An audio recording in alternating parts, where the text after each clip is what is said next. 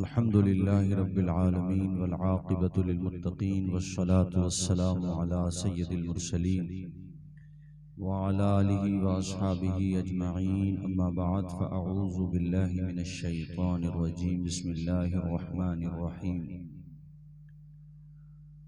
ज़ालिकल किताबु ला रैब फ़ीहि सदक़ल्लाहु मौलाना अज़ीम। कलमा शरीफ पढ़ें। अशहदु अल्ला इलाहा इल्लल्लाह व अशहदु अन्ना मुहम्मदन अब्दुहु व रसूलुहु। हज़रात, वक्त भी काफ़ी हो गया है और आप हज़रात भी काफ़ी वक्त से तशरीफ़ फरमा हैं। अल्लाह ताला हम सब की हाज़िरी कबूल फरमाए। ये उस तरफ जो भाई खड़े हुए हैं, क्या बात है, गठबंधन का हिस्सा नहीं है क्या ये लोग? आ जाओ आ जाओ, निर्दलीय खड़े मत हो, नुकसान में रहोगे। अंदर आकर बैठो, आराम से बैठो। बीच में कई जगह खाली है, लेकिन बहरहाल आप यकीनन दाद देना होगी आपकी कि आप मुकम्मल तरीके से साथ निभा रहे हैं। ये कांकर सराय के लोगों का जज्बा है, वरना इस वक्त तो मैंने बहुत से जलसे देखे हैं, उखड़ने लगते हैं, मगर माशाअल्लाह आप लोग जमे हुए हैं, डटे हुए हैं। ईमानदारी से बताना, आप पहले तो मुबारकबाद पेश करूंगा कि आप तशरीफ लाए, बहुत अच्छी बात है। क्योंकि जलसे में आए हैं तो अच्छी ही बात है, सवाब की बात है। मगर सच सच बताना कि कितनी तादाद ऐसे लोगों की है जो नमाज पढ़ के आए।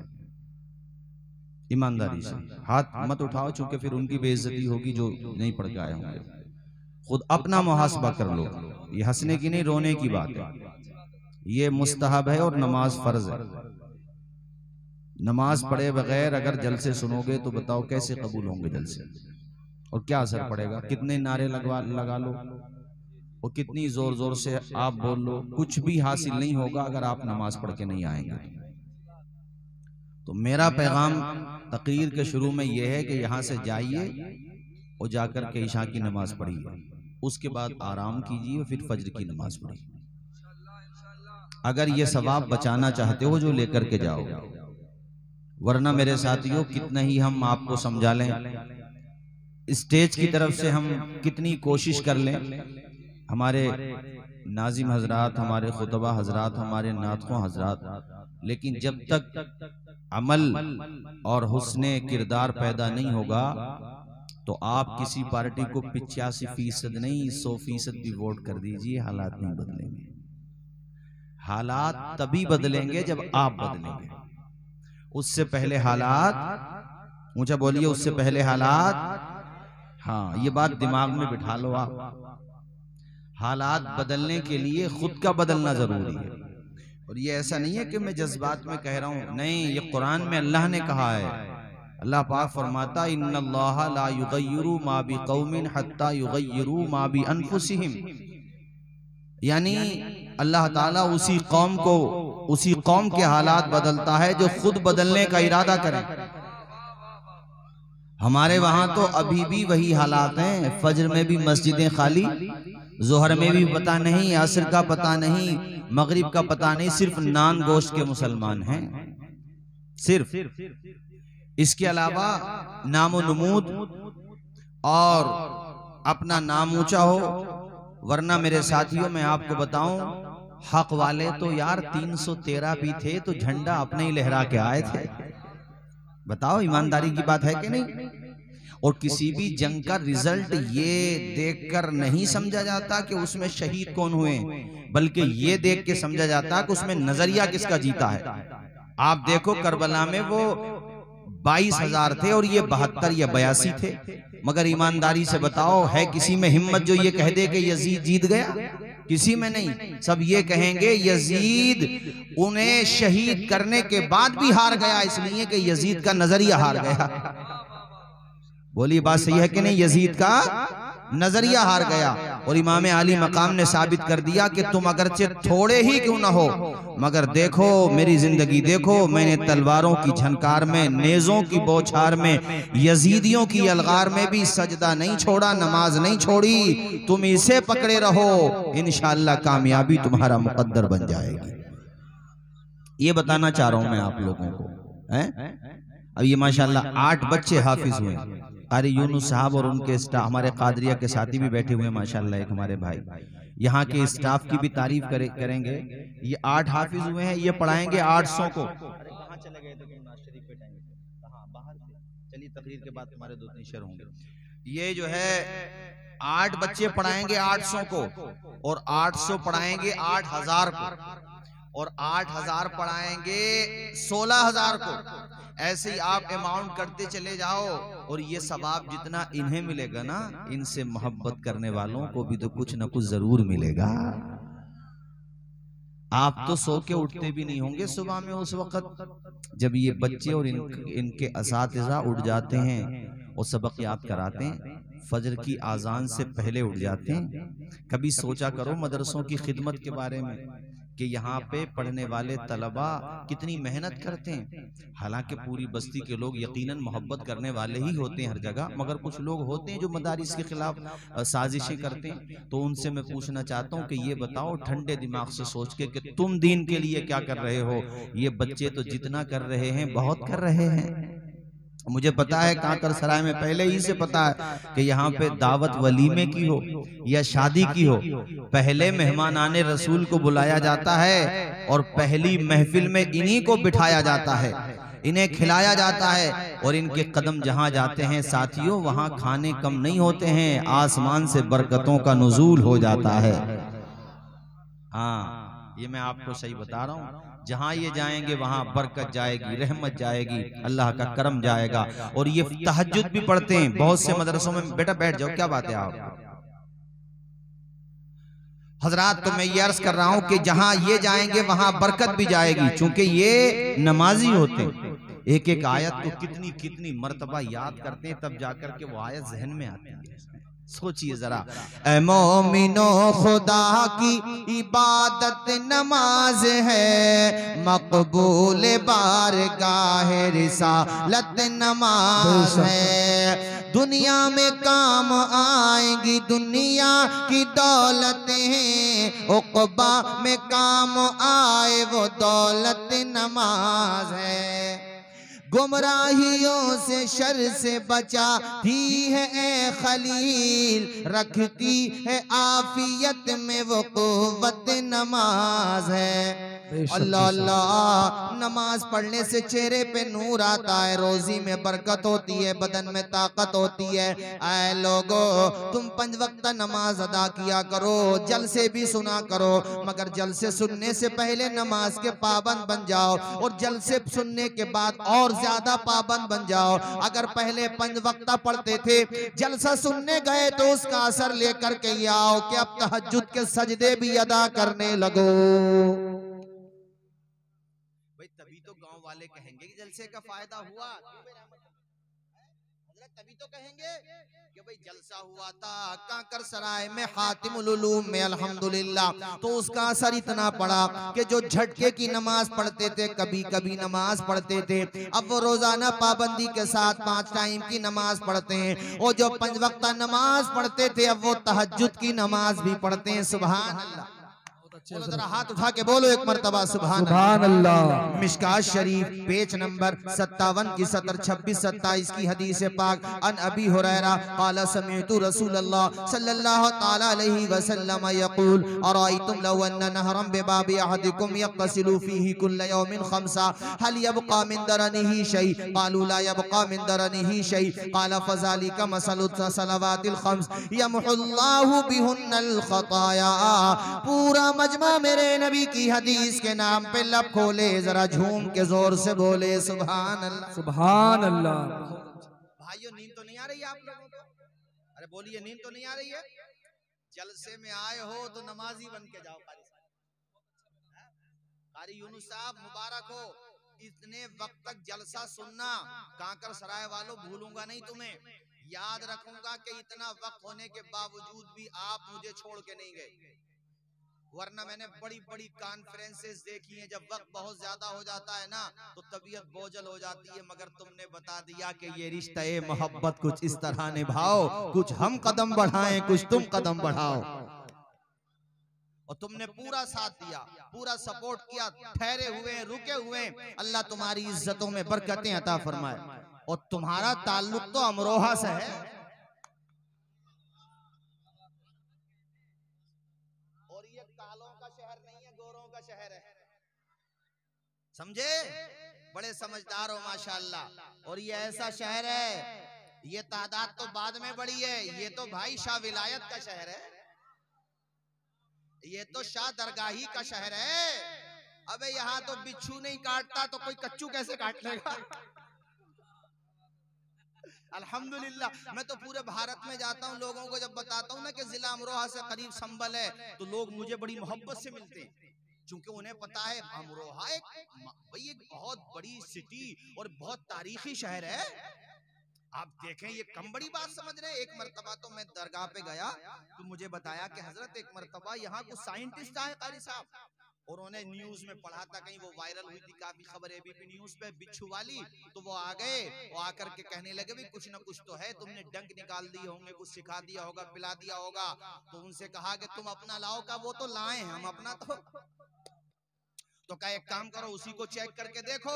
मजार के आसपास जब चेक किया तो वो हैरत में पड़ गए। ये बात मुझे वहीं के लोगों ने बताई जो मजार शरीफ पर रहते हैं, उन्होंने ये बात बताई कि हजरत वो हैरत में पड़ गए, और उन्होंने कहा कि अब भी अगर किसी को यकीन ना आता हो तो वो तो अपने क्षेत्र का सबसे खतरनाक, सबसे ज्यादा काटने वाला बिच्छू लेकर के आए, जिंदा करामत आंखों से देखे। शाह विलायत बता रहे हैं कि जब अमरोहा के वली का ये आलम है तो बगदाद के गौस का आलम क्या बात है। जिंदाबाद जिंदाबाद। वो समझा रहे हैं कि निगाहे वली में ये तासीर देखी, बदलती हजारों की तकदीर देखी। बेशक बेशक, जिंदाबाद। और जिसे विलायत अब भी समझ में नहीं आती हो कारी यूनुस साहब, तो वो एक काम करे, वहां नहीं, अपने घर पे ही बिच्छू पे कुछ भी पढ़ दे, जो चाहे पढ़ दे, उसके बाद अपने हाथ पे रखे, तबीयत खुश ना हो जाए तो बता दे। ये किसका असर है भाइयों? ये तहज्जुद के सजदों का असर है। वो खुदा वाले थे, और खुदा वाले सिर्फ बातों से नहीं बनते, किरदार से बनते। इनकी नमाजें देखिए आप, 5 वक्ता नमाज तो छूट जाए इसका तसव्वुर भी नहीं भाइयों, इनकी तहज्जुद भी नहीं छूटती थी। हाँ, इनकी अव्वाबीन और इशराक भी नहीं छूटती थी।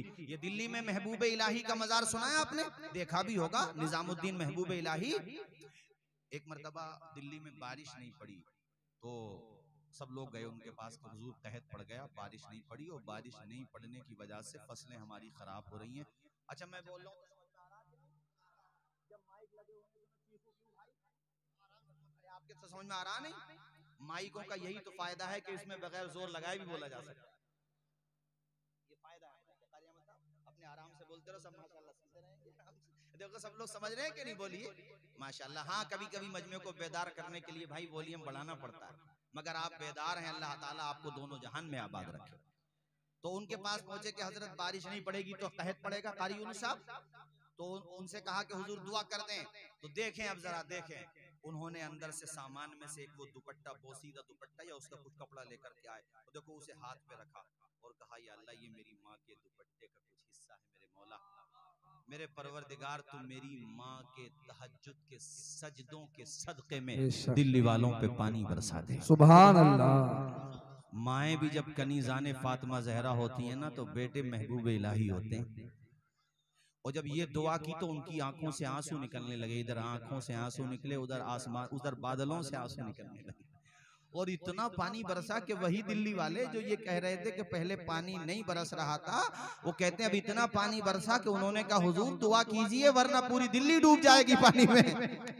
बोलो झूम के बोलो सुभान अल्लाह, और मचल के बोलो भाई सुभान अल्लाह।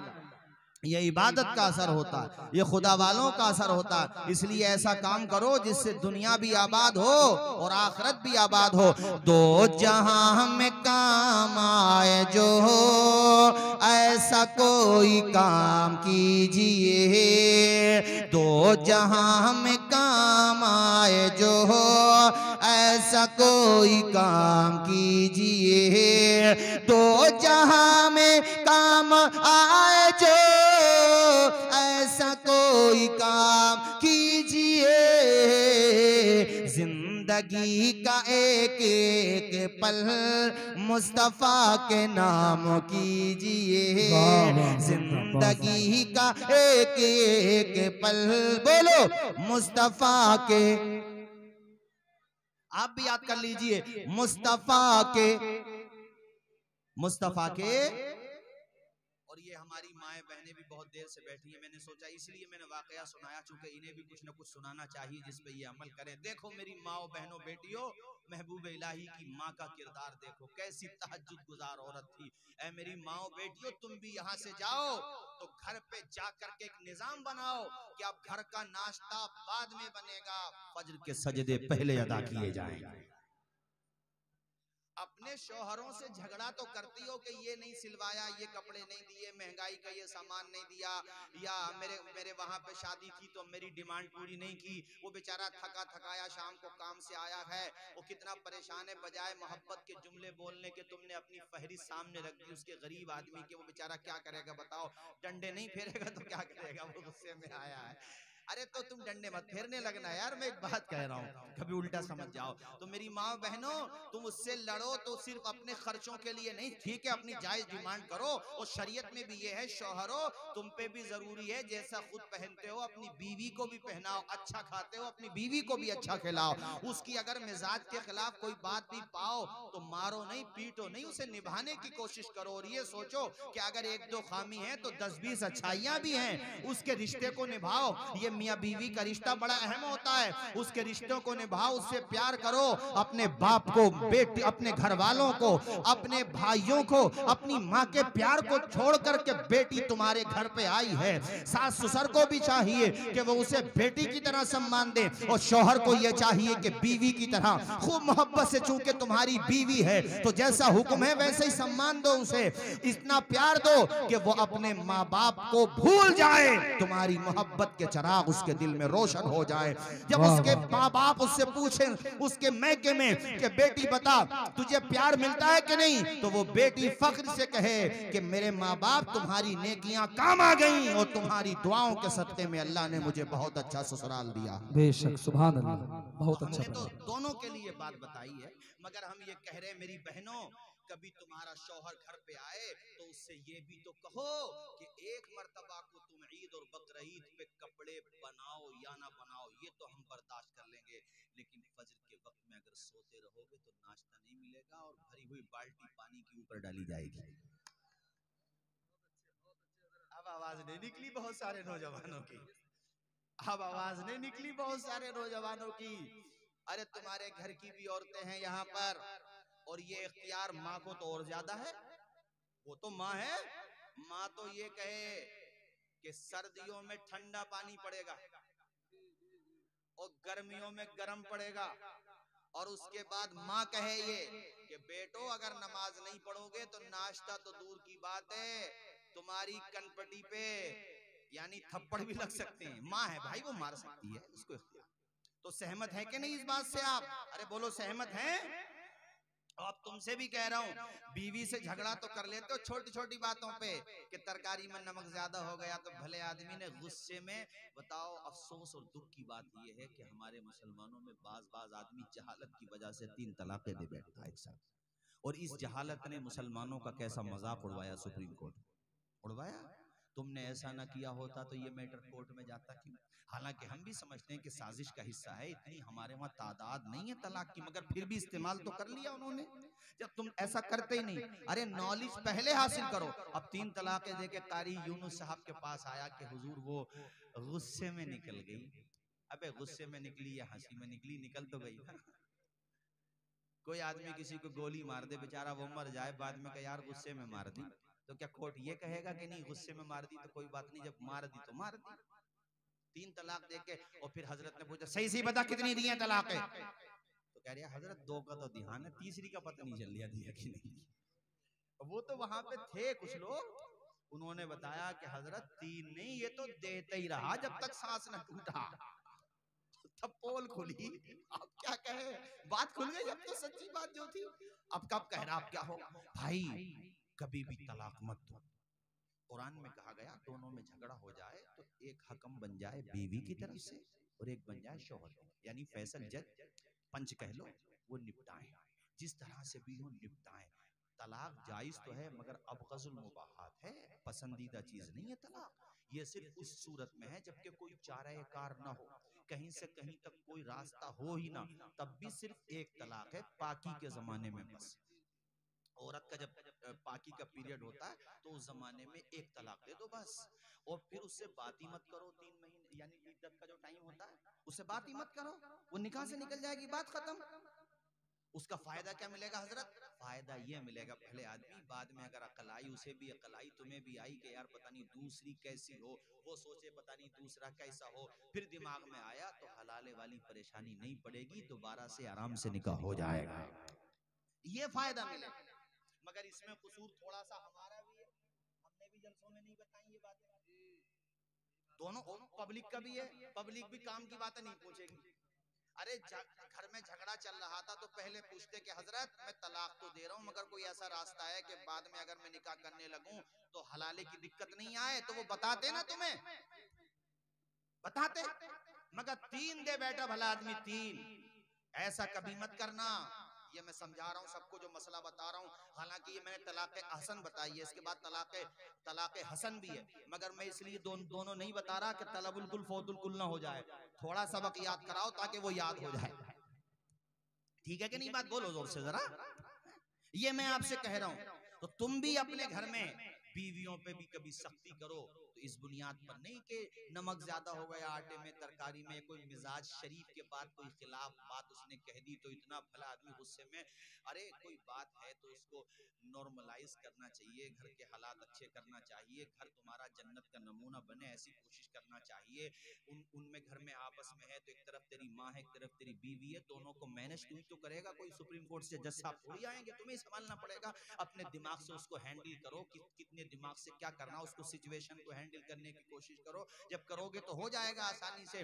और कभी बीवी को डांटो तो इस बात के ऊपर कि तुम मुझे खाने को अच्छा खाना दो या मत दो, मगर मैं ये चाहता हूं कि मेरे घर के मुसल्ले आबाद रहें, मैं ये चाहता हूं कि मेरे घर में कुरान पढ़ा जाता रहे, मैं ये चाहता हूं कि तुम्हारे वालिद साहब ने जो कुरान जहेज में दिया है उस पर क्यों गर्दो गुबार जम रहा है, उस पे गर्दो गुबार ना समझे, बल्कि मेरी शरीक हयात तू रोजाना घर में कुरान पढ़, ताकि मेरे घर में ना जादू हो, ना टोना, ना ओना, ना पोना, बल्कि मेरे घर में अगर हो तो खुदा की रहमतों की बरसात। नारे तकबीर, नारे रिसालत, मसलक आला हजरत, अजमत मुस्तफा। बहुत अच्छा पैगाम है सर, बेशक बेशक।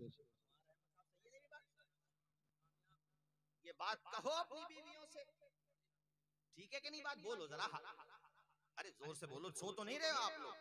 असल में मुझे पूछना इसलिए पड़ेगा बार बार, टाइम इतना हो गया कि ये पता नहीं चलता कि आदमी सो रहा है या जाग रहा है, कई मर्तबा आंखें बंद हो जाती हैं, आदमी फिर तकरीर सुनता नहीं है, खाने लगता है। तो ये खाने की चीज नहीं है भाई, सुनने की चीज है, इसलिए आपको सुनना। तो मेरी बहनों तुमसे भी कह रहा हूँ, अब्बा जी ने, तुम्हारे वालिद साहब ने, पेरेंट्स ने जो जहेज में कुरान दिया। अच्छा, एक दिन मैं कारी यूनुस साहब इसके बारे में गौर कर रहा था कि यार ये रस्म कैसे शुरू हुई, वो कब शुरू हुई। हजरत फातिमा ज़हरा रज़ियल्लाहु ताला अन्हा का जब निकाह हुआ तो उसमें चूंकि उस जमाने में कुरान शरीफ बाज़ाब्ता पूरा नाजिल भी नहीं हुआ था, तो जो हिस्से थे उसको जहेज में नहीं दिया गया था, ये बाद में रस्म चली है। ये क्यों चली है, इस पे गौर करें, इसका लॉजिक क्या है। ये चली इसलिए होगी, जहां तक मुझे लगता है कि माँ बाप ने ये सोचा होगा कि बेटी को जहां और सामान दिए जाने की रस्में शुरू हो ही गई हैं, तो अब वो भी दो जिसको कुरान कहते हैं, क्योंकि इससे बड़ा कीमती कोई सामान नहीं होता। बेशक। और इसको जब देंगे हम, ये कुरान तो अल्लाह का मौजज़ा है, इसको तो मैंने सामान आपके समझाने के लिए कह दिया, वरना ये तो अल्लाह का कलाम है, मौजज़ा है, बेमिसाल कलाम है। दुनिया के सारे खजाने एक तरफ और कुरान का एक हर्फ एक तरफ, ऐसी बेमिसाल किताब है। तो वो कारी यूनुस साहब, मुझे इसका जवाब ये समझ में आया कि माँ बाप ने ये सोचा होगा, मेरी बेटी जब रोजाना घर पे जाके कुरान पढ़ेगी, अगर ससुराल का माहौल इसके मिजाज के अगेंस्ट भी होगा, जब ये रोजाना पढ़ेगी तो सास ससुर के दिल में भी मोहब्बत का पौधा उग जाएगा कि बेटी अगरचे जहेज का सामान लाई है या ना लाई है, मगर सीने से लगा के कुरान जरूर लाई है। और जब वो कुरान पढ़ेगी तो उसकी तिलावत की बरकत से घर के झगड़े भी खत्म होंगे, वबाएं खत्म होंगी, मुसीबतें खत्म होंगी, और मेरे घर में जो मेरी बेटी को अल्लाह औलाद देगा, वो बेटी भी नेक, वो औलाद भी नेक साले होगी, क्योंकि वो जब शिकम में है, माँ कुरान पढ़ रही है, तो उसकी बरकतें तो शिकम में भी पहुंच रही है ना, बोलो। गोद में है तब कुरान पढ़ रही है। इसलिए बहनों, अपने मकान के पर्दे साफ करती हो, अपना बेडरूम साफ करती हो, मगर कितने अफसोस की बात है कि गर्दो गुबार जम जाता है जुज़दानों पर। रमजान के अलावा कुरान खोल के नहीं देखा जाता। हर लफ्ज को सीने में बसा लो तो बने बात, हर लफ्ज को सीने में बसा लो तो बने बात। ताकों में सजाने को ये कुरान नहीं है।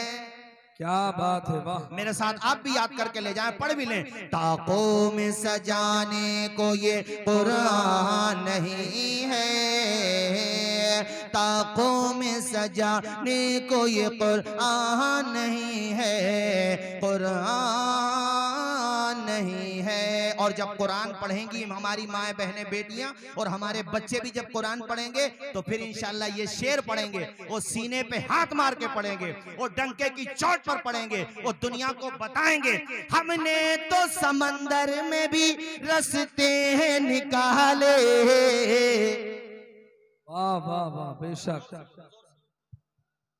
मगर ये तभी तो पढ़ेंगे जब कुरान पढ़ेंगे, जब ईमान मजबूत होगा, तहज्जुद की नमाजें पढ़ेंगे, अपने माँ बाप की खिदमत करेंगे, हुजूर के सच्चे उम्मती बनेंगे, तब ये शेर पढ़ेंगे। और हजरत तभी मजा भी आएगा, और तभी बात में दम भी होगा, वरना सिर्फ बातों से कुछ नहीं होता, किरदार से होता।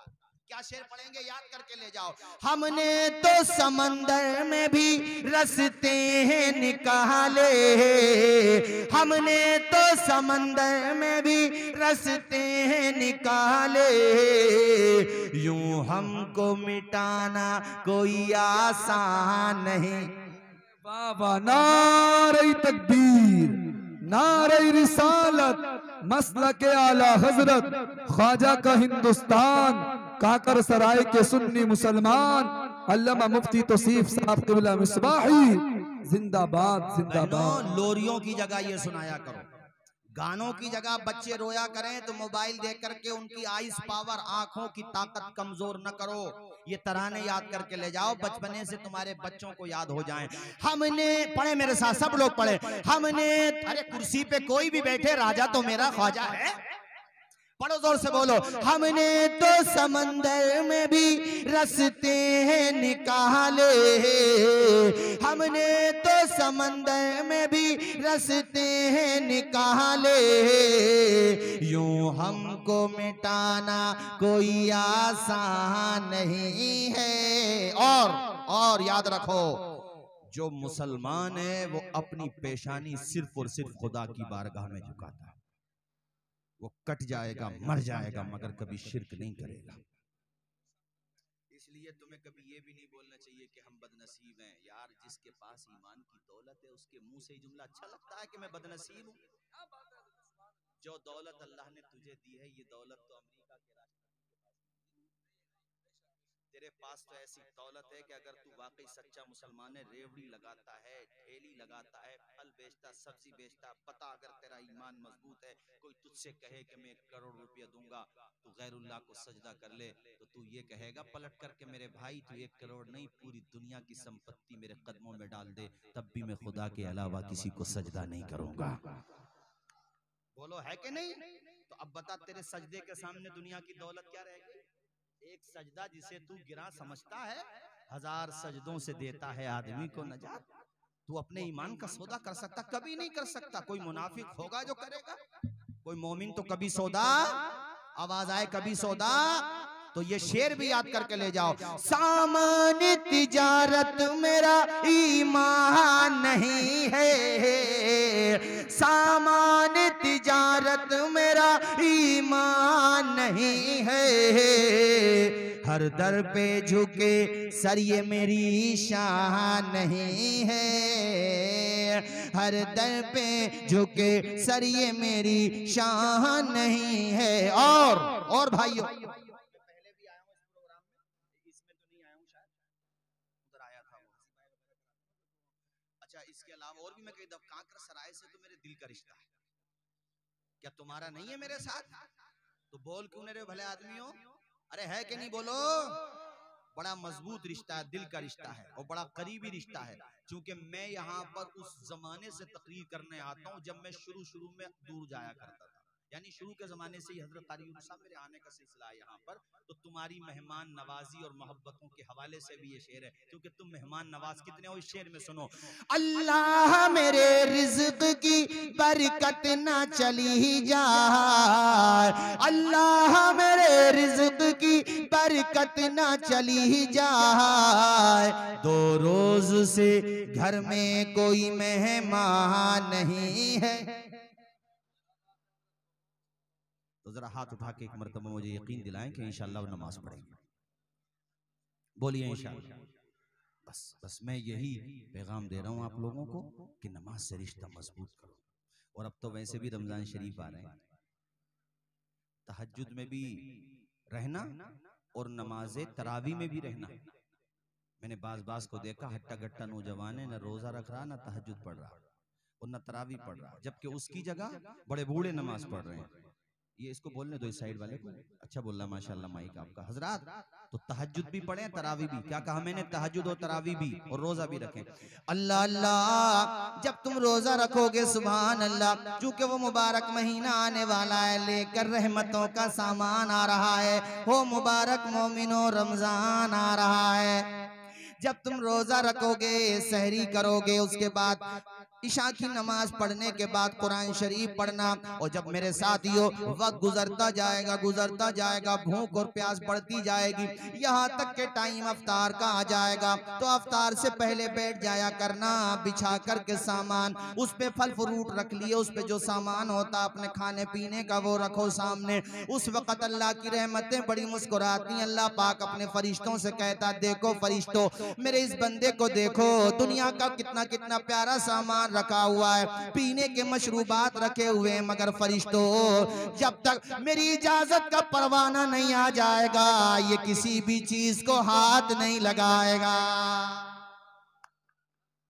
और उस वक्त बैठ कर के दुनिया की बातें मत किया करना, बल्कि उस अफ्तार के वक्त बैठने के बाद आप लोग अल्लाह से दुआएं करना। अफ्तार के वक्त की दुआएं बड़ी कबूल होती हैं। हदीस में आता है कि अल्लाह पाक को रोजादार की मुंह की बू बड़ी पसंद है। ऐ लोगो, अल्लाह कहता फरिश्तों, इसने मेरे लिए खाना छोड़ दिया, मेरे लिए पीना छोड़ दिया, मेरे लिए ख्वाहिशात की पैरवी छोड़ दी, मैंने जन्नत से इसका रिश्ता जोड़ दिया। इसलिए कहता हूँ काकर सराय और आसपास के आए हुए मेरे दीनी भाइयों, देखो रोजा मत छोड़ना, कभी भी मत छोड़ना। रोजा फर्ज होता है, एक रोजा बड़ा कीमती होता है। तरावी की नमाज भी पढ़ना, उसमें कुरान शरीफ पढ़ोगे अल्हम्दुलिल्लाह। वो तो पता नहीं कैसे कम नसीब महरूम लोग हैं जिनके वहाँ तरावी नहीं होती। अल्हम्दुलिल्लाह हम सहाबा अहले बैत को मानने वाले हैं कि हमारे वहाँ तरावी भी होती है, हमारे वहाँ तरावी में कुरान शरीफ की तिलावत भी होती है। बोलो होती है कि नहीं? बेशक बेशक हक है। अच्छा, ये तरावी में कुरान शरीफ पढ़ना जो है, ये एहसान है हजरत उमर का। सुभान अल्लाह। आपको पता है ये बात? हुजूर के जमाने में और हजरत अबू बकर सिद्दीक रज़ियल्लाहु ताला अन्हु के जमाने में कुरान शरीफ तरावी में नहीं पढ़ा जाता था, बल्कि तरावी इस तरह से नहीं होती थी जैसे आज होती है। बल्कि हुजूर ने चूंकि ये फरमाया कि अगर हम पढ़ेंगे तो फिर ये तरावी फर्ज हो जाएगी, तो इसलिए कभी कभी होती थी। लेकिन बाज़ाब्ता जमात के साथ ये जो सिलसिला शुरू हुआ, तो याद रखें सुन्नियों, ये हजरत उमर फारूक आजम के दौर में शुरू हुआ। बेशक बेशक। याद रखेंगे कि नहीं? बोलिए याद रखेंगे। उन्हीं के दौर में शुरू हुआ। और फिर ये कितना बड़ा एहसान है। हाफिजों बताओ ईमानदारी से, अगर तरावी में कुरान शरीफ पढ़ने का निजाम ना होता तो कितने हाफिज ना हाफिज हो गए होते, क्योंकि वो भूल जाते थे कुरान शरीफ। और इसीलिए जहां उमर नहीं है वहां बहुत, अब वहां पर देख लो हुफ्फाज नहीं है, क्योंकि ये एहसान हजरत उमर का है ना। तो जो उमर को मानते हैं अल्हम्दुलिल्लाह वही हाफिज भी हो जाते हैं। अरे बोलो, झूम के बोलो। और हम तो अल्हम्दुलिल्लाह सुन्नी हैं, हमारे हाथ में अबू बकर का भी दामन है, हमारे हाथ में हजरत उमर का भी दामन है, हमारे हाथ में हजरत उस्मान का भी दामन है, और हमारे हाथ में मौला अली शेर खुदा का भी दामन है। हम सबसे मोहब्बत करते हैं। ये तो सहाबा हैं, हम तो उस मिट्टी से भी मोहब्बत करते हैं जिस मिट्टी पर आमना के लाल के कदम पड़ गए। वो तो पता नहीं कौन लोग हैं, वो समझने ही नहीं चाहते। वरना अगर वो समझें तो काकर सराय में ही बहुत है समझाने के लिए। समझने की अगर कोशिश करें तो अरे मेरे भाई, जिसकी निस्बत हुजूर से हो गई वो हमारे लिए मुबारक हो गया कि उनमें ये हुआ उनमें वो हुआ। तो नादानों, बड़ों की बात में बच्चों को नहीं बोलना चाहिए। हजरत हारून को तमाचा मारा है हजरत मूसा ने, वो कुरान शरीफ में, वो दाढ़ी पकड़ी है। किसी में हिम्मत जो लगाए फतवा? और कोई दूसरे को इख्तियार है कि किसी नबी के साथ ऐसा करना हो तो दूर की बात सोच भी ले? क्यों नहीं सोच सकता? इसलिए कि वो दो बड़ों का मामला है। दो बड़ों के मामले, घर में अम्मी और पापा में आपस में लड़ाई हो गई तो तुम्हें इख्तियार है कि डंडा उठा के किसी एक की तरफ से बोल पड़ो? अरे बोलो जोर से। अब इतनी मोटी बात भी अगर किसी को समझ में ना आए तो बताओ हम क्या करें? उसे अपनी समझदारी बड़ी करनी चाहिए थोड़ी सी। अरे बोलो जोर से बोलो। इसलिए कांकर सराय के मुसलमानों, अकीदा खराब मत करना अपना, कभी भी याद रखना इस बात को। वही अकीदा रखना जो शाह विलायत ने दिया है, वही अकीदा रखना जो मशाइख चिश्त ने दिया है, मशाइख कादरिया ने दिया, हमारे बुजुर्गों ने दिया, और वही अकीदा कुरान और हदीस का अकीदा है। इसलिए बड़े अदब के साथ कह रहा हूं, ना अहले बैत अथार का दामन छोड़ना और ना सहाबे कराम का दामन छोड़ना। बात समझ आ रही है कि नहीं? बोले जोर से जरा। कभी भी मत छोड़ना, किसी का भी दामन नहीं छोड़ना। और जब हजरत अली की बात आ जाए तो फिर ये चार मिसरे सुन करके जाओ। और बहुत अदब के साथ कह रहा हूं, सारे लोग सुने, जहां तक आवाज जा रही है सब सुने और आप भी सुने। और एक मर्तबा हाथ उठा के बोले नारे हैदरी, नारे हैदरी। हर सहाबिये नबी, हर सहाबिये नबी। जब कहा जाए नारे हैदरी तो बोलो या अली, और जब कहा जाए हर सहाबी नबी तो बोलो जन्नती जन्नती। नारे हैदरी, हर सहाबी नबी। अब मौला अली की शान में अशार तो बड़े मशहूर है, मगर सुनिए जरा। सरवरे अंबिया से कह दूंगा। वाह वाह, जिंदाबाद जिंदाबाद। शायद भाई आप लोगों को नींद आने लगी भी नहीं? ठंडी आ गई दिखो भाई, ठंडी आ गई दिखो। ठंडी आए तो नहीं हो? जरा हाथ उठा के बताओ कितने लोग ठंडी आ गए? भाई कारी यूनुस साहब वाकई में मैं मान गया भाई, यार इंटेलेक्चुअल है भाई, इंटेलेक्चुअल है माशाल्लाह। क्या गजब की जहानत है, वरना तवज्जो हटी और दुर्घटना घटी, मगर यहाँ तवज्जो ही नहीं हटी जो दुर्घटना घटी। अल्लाह खुश रखिया। अच्छा ये बच्चे फारिग हो रहे, बेटा तुम्हारी तरफ से भी पढ़ रहा हूँ। और एक तो जरा सारा देखिए इधर, ये बेटे इधर देखिए। अरे तू यहाँ को आजा मेरे बेटे, जरा ऊपर को आजा, मैं जरा लोगों का हौसला तो बढ़ाऊं, तेरा भी बढ़ाऊं बेटा। आजा यहाँ को। देखिए इस पे कुर्सी पे खड़ा हो जा बेटे, कुर्सी पे देखो, देख रहे हो माशाल्लाह। अरे बेटा पैदा होती पढ़ने बैठा दिया तेरी अम्मी ने मेरे लाल, माशाल्लाह। कितने साल का बेटे? 11 साल। बैठ बैठ जा। वो बहुत अच्छा हाफिज है ये माशाल्लाह। बैठ जा यार, दिल खुश हो गया। अच्छा मुर्तद वसीम जो हुआ था वो समझ गए इशारा मेरा? वो त्यागी हो गया। अबू जहल का नाम था अबुल हिकम, उसने कुरान की और हुजूर की तौहीन की तो वो हो गया अबू जहल। इसका नाम था वसीम, ये हो गया त्यागी। उन जैसे लोगों को वीडियो में अगर इन बच्चों को दिखा दिए जाए ना, छोटे छोटे बच्चों को, तो अटैक आ जाएगा, अटैक। और ये चक्कर, ये फिक्र में मर जाएंगे ये लोग, जितने भी ऐसे ऐन गैन हैं होने पोने, ये सब मर जाएंगे टेंशन में कि हम तो कुरान मिटाने की बात कर रहे हैं, मगर इनके वहां तो जवानों को तो छोड़ो, छोटे छोटे बच्चे हाफिज कुरान बन रहे हैं। और ये जरा जरा से बच्चे कह रहे हैं, अबे सुन ले थैदुए, सुन ले, ये बच्चे कह रहे हैं कि है कौले मोहम्मद कौले खुदा, फरमान न बदला जाएगा, बदलेगा जमाना लाख मगर कुरान न बदला जाएगा।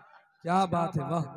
जरा जरा से बच्चे बता रहे हैं। और शेर सुनो बेटा, इन बच्चों की तरफ से पढ़ रहा हूं, सुनो भाई मौला अली शेर। और शेर खुदा का तो नाम भी ऐसा है कि कभी दीवार हिलती है, कभी दर कांप जाता है, अली का नाम सुनकर अब भी खैबर कांप जाता है।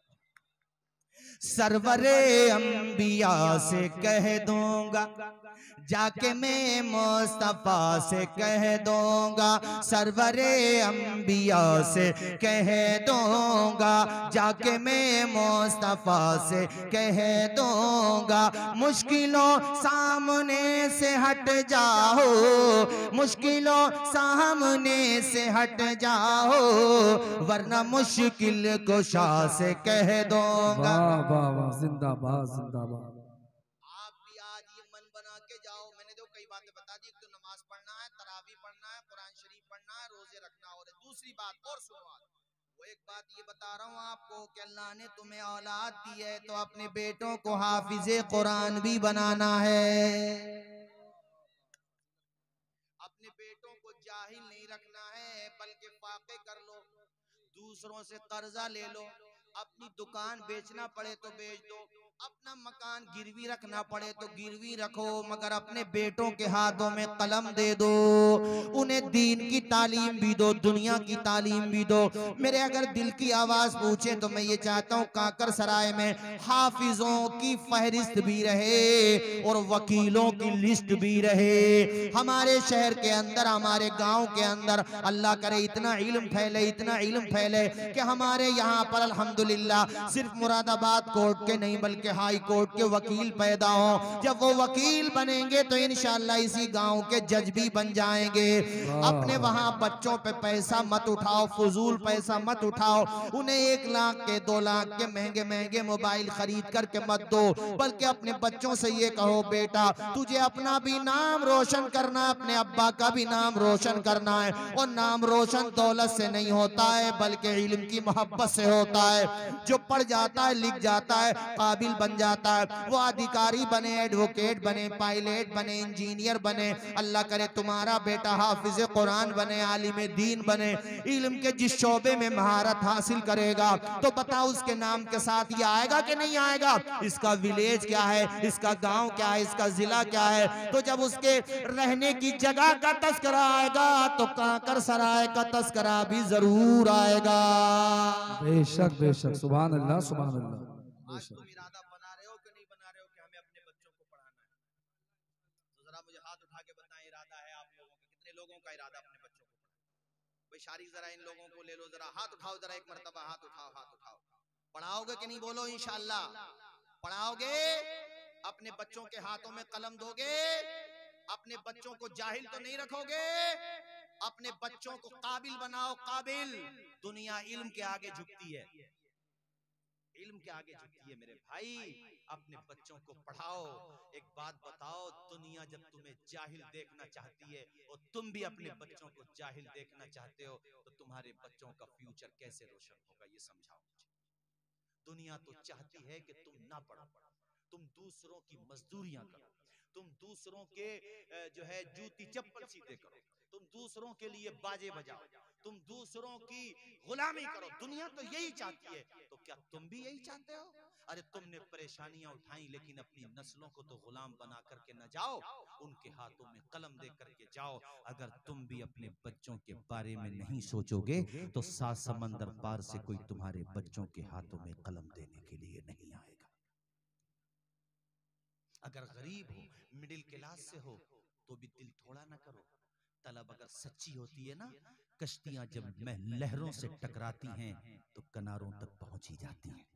दाना जब खाक में मिलता है वो खाक में मिल करके वो एक दिन गुलजार बन ही जाता है। लोहा जब भट्टी में सुलगाया जाता है तो उसका जंग दूर हो ही जाता है और वो कुंदन बन ही जाता है। इसलिए काकर सराय के मेरे भाई मिटा दे अपनी हस्ती को अगर कुछ मर्तबा चाहे कि दाना खाक में मिलकर गुले गुलजार होता है।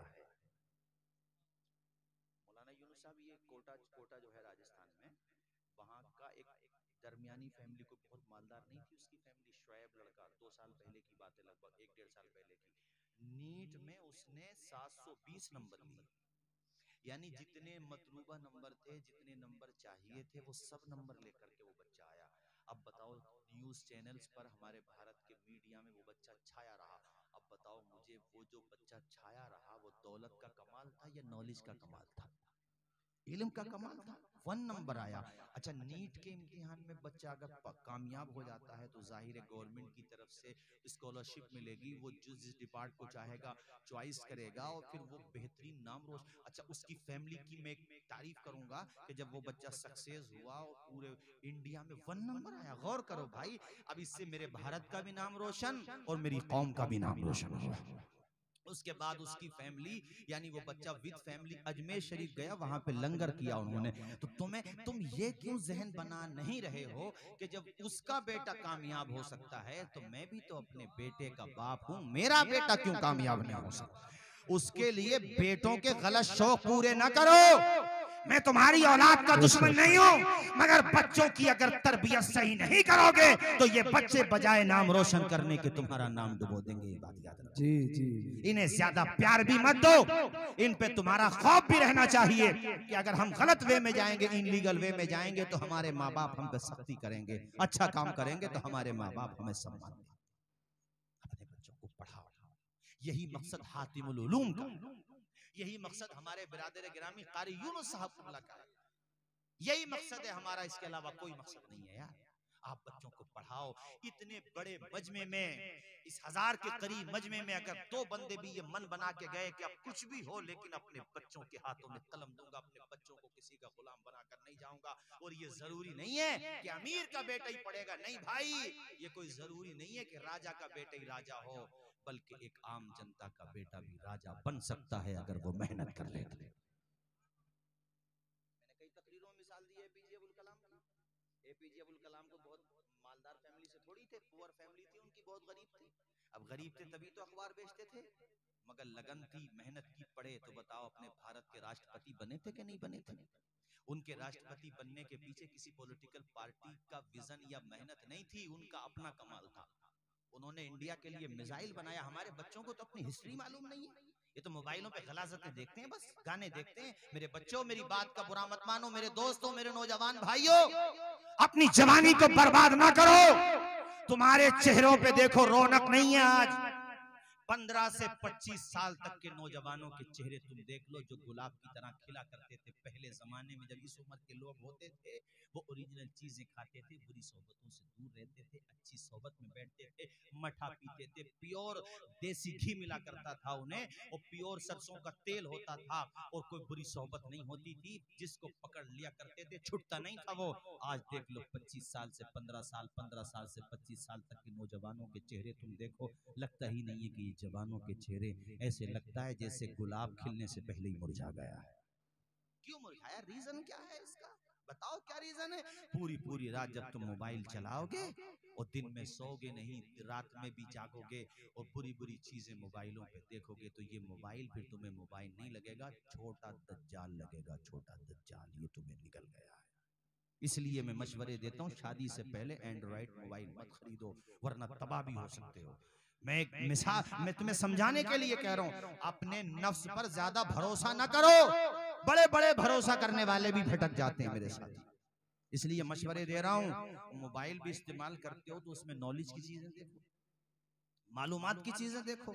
बुराई की तरफ क्यों जा रहे हो? अच्छाई की तरफ आओ मेरे साथियों। यही मैं तुम्हें पैगाम दे रहा हूँ, अपने बच्चों को पढ़ाओ, आधी रोटी खाओ, मगर बच्चों को, मुझे आवाज आए, बच्चों को और जोर से बोलो, बच्चों को पढ़ने का शौक ऐसा होता। कारी यूनुस साहब, ये उलमा बैठे हैं माशाल्लाह, हमारे मुफ्ती जलालुद्दीन अमजदी अलैहि रहमा, फकीह मिल्लत, कई किताबों के मुसन्निफ हैं, और उनका पूरा एक तो फिक़्ह इफ्ता के हवाले से पूरा एक उनका बल्कि मैं कहूँगा बहुत बड़ी किताब है, फतावे फैजुर रसूल है, उसे फतावे भी दिए जाते हैं। अल्लाह अल्लाह, उनकी जिंदगी देखो, उन्होंने अपनी जिंदगी के बारे में लिखा है कि मेरी फैमिली के माली हालात अच्छे नहीं थे, मैं दिन में मजदूरी करता था, और दिन में मजदूरी करने के बाद उसी पैसे से मेरे घर का खर्च चला करता था, और रात को जाकर के रईसुल कलम अल्लामा अरशदुल कादरी के पास पढ़ा करता था। तलब सच्ची थी, मेहनत का शौक था, पढ़ते रहे तो वही मजदूर का बेटा अल्हम्दुलिल्लाह आसमाने इल्म का बदरे मुनीर बन गया। बेशक बेशक बेशक। पढ़ाओगे कि नहीं पढ़ाओगे अपने बच्चों को? जरा जोर से बोलो, पढ़ाओगे ना? अच्छा, बेटियों को भी पढ़ाओ। हाँ, बेटियों को भी पढ़ाओगे। एक तजर्बे की बात बताऊं मैं तुम्हें, तुम्हारी तबीयत खराब हो, एक मर्तबा को बेटा तुम्हें नजरअंदाज कर देगा, हाँ, लेकिन बेटी की शादी गजरोला नहीं, गाजियाबाद में भी हुई है, हापुड़ में भी हुई है। अगर तुम्हारी बेटी दिल्ली में भी है ना, यहाँ से 100 किलोमीटर से ज्यादा दूर, और फोन चला गया कि अब्बा की हालत सीरियस है, अमरोहा के हॉस्पिटल में एडमिट हैं, बचने के हालात नहीं है, तो ये बेटी ही का कलेजा होता है कि सब कुछ छोड़ छाड़ करके अपने बाप की तीमारदारी के लिए आ जाएगी। और बेटी ऐसी होती है कि जब भी कुरान शरीफ पढ़ेगी ना, जब भी, और तुम फौत हो चुके हो, अपने शौहर से पहले अपने बाप का नाम लेगी। ऐसी मोहब्बत होती है बेटियों को, तो बेटियों को भी पढ़ाओ। मैं तुम्हें ये पैगाम दे रहा हूँ कि बच्चियों के हाथों में भी इल्म दे दो, उन्हें भी इल्म की दौलत से माला माल कर दो। और अगर किसी पे बेटियां ही बेटियां हो तो वो भी दिल थोड़ा ना किया करे, इसलिए कि हमारे हुजूर को अल्लाह ने 4 बेटियां अता फरमाई थी। बेटे भी कोई बहुत ज्यादा नाम वाम नहीं कर रहे हैं आजकल। बेटियों, अगर बेटियां ही बेटियां हैं, ठीक है, बेटे की दुआ की जा सकती है, मगर ये दिल थोड़ा मत किया करो कि सिर्फ बेटियां ही हैं। इसलिए कि हमने ये भी देखा है कि बेटे अगर सिर्फ बेटे ही बेटे हैं तो कब्र पे फातिहा पढ़ने भी नहीं जाते उनमें से कोई सभी। और बेटियां ही बेटियां हैं तो हर बेटी अपने बाप के लिए इसाले सवाब कराती रहती है और चमकता रहता है। 4 मिसरे सुनो। चमकता रहता है दिल का जहान बेटी से, दमकता रहता है कुलास्तान बेटी से। बेशक जरूरी तो नहीं बेटों से नाम रोशन हो, मेरे नबी का चला खानदान बेटी से। बेशक बेशक। यार बेटियों के नाम पे तो आपको जोर से बोलना चाहिए था सुभान, और ऊंचा बोलो सुभान अल्लाह, और मचल के बोलो सुभान अल्लाह। हजरात, अब चूंकि वक्त भी काफी हो गया, चमन रहेगा फूल खिलेंगे, अभी टाइम न हुआ। अच्छा